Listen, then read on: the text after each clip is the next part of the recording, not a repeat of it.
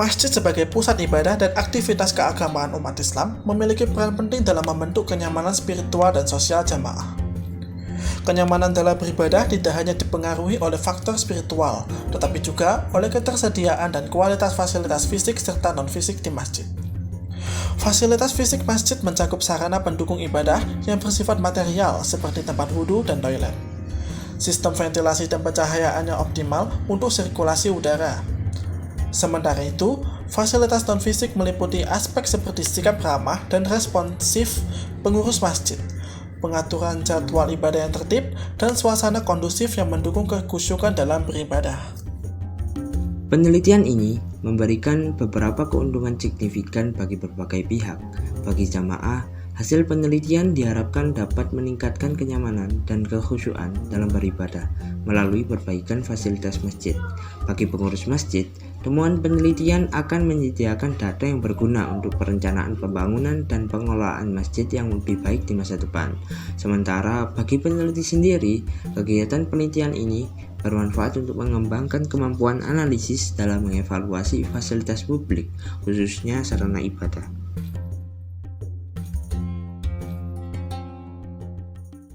Assalamualaikum warahmatullahi wabarakatuh. Waalaikumsalam warahmatullahi wabarakatuh. Baiklah, saya dari kelompok 7 di sini atas nama Ahmad Rizky. Di sini saya akan mewawancarai salah satu mahasiswa di Universitas Brawijaya terkait dengan tema saya di dalam proyek Kajian Islam. Baiklah, untuk pertanyaan pertama mungkin apakah saudara merasa nyaman saat melaksanakan ibadah di Masjid Nurul ini? Ya, saya merasa nyaman karena dari fasilitas sendiri untuk tempat ibadahnya itu sudah cukup bagus. Oke, baik. Untuk pertanyaan kedua, bagaimana pendapat Anda mengenai fasilitas dan suasana di Masjid Nurul ini?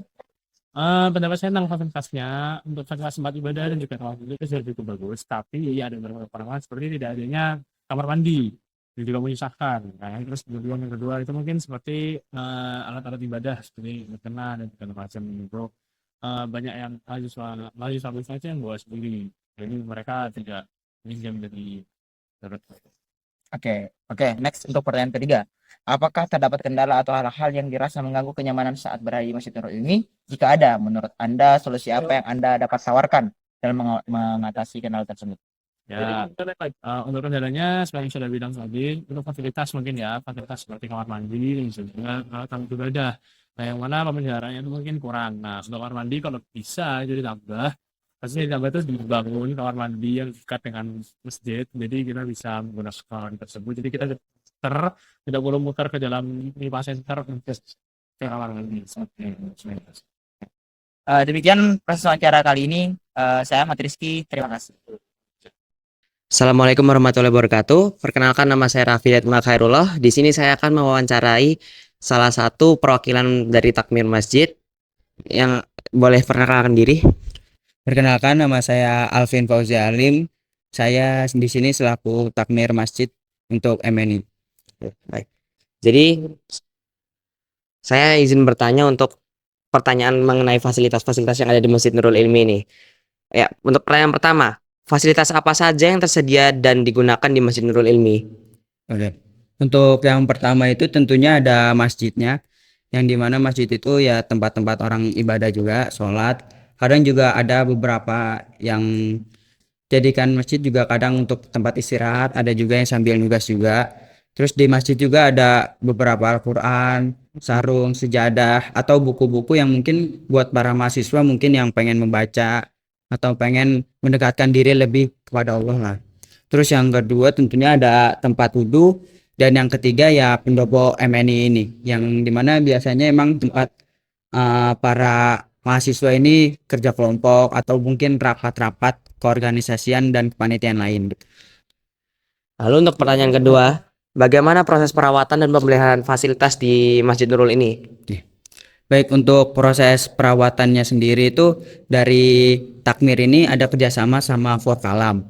Jadi di Forkalam itu setiap harinya nanti ada piket yang bakalan mengurusi, merawat dan mendata yang dipunyai oleh Masjid Nurul Ilmi ini, terutama bagian-bagian di dalam masjid ya, seperti Al-Quran, sejadah dan sebagainya itu.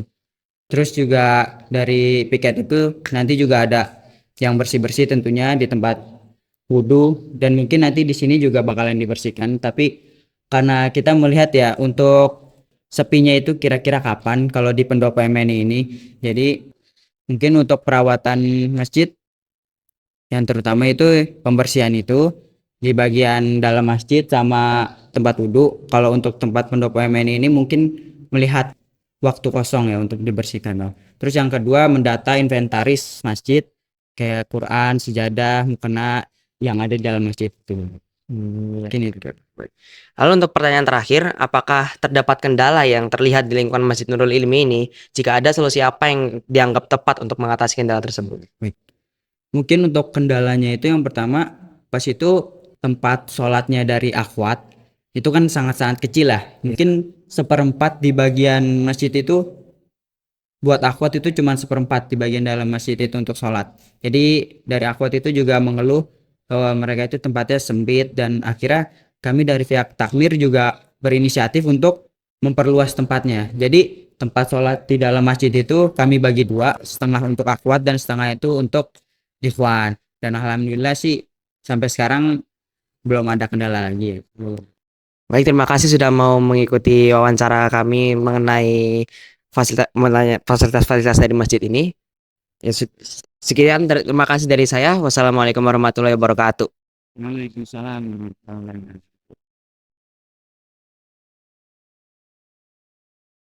Namun demikian, penelitian ini juga menghadapi beberapa tantangan dan keterbatasan. Salah satu hambatan utama adalah keterbatasan data, di mana tidak semua jamaah atau pengurus masjid bersedia memberikan informasi yang dibutuhkan. Tantangan lain muncul dari subjektivitas persepsi, karena standar kenyamanan bisa berbeda-beda antara individu jamaah. Selain itu, aspek biaya dan waktu menjadi pertimbangan penting, terutama jika penelitian ini akan diperluas dengan mencakup banyak masjid. Dengan mempertimbangkan berbagai keuntungan dan tantangan tersebut, penelitian ini dirancang untuk dapat memberikan manfaat maksimal sambil mengantisipasi berbagai keterbatasan yang mungkin dihadapi di lapangan.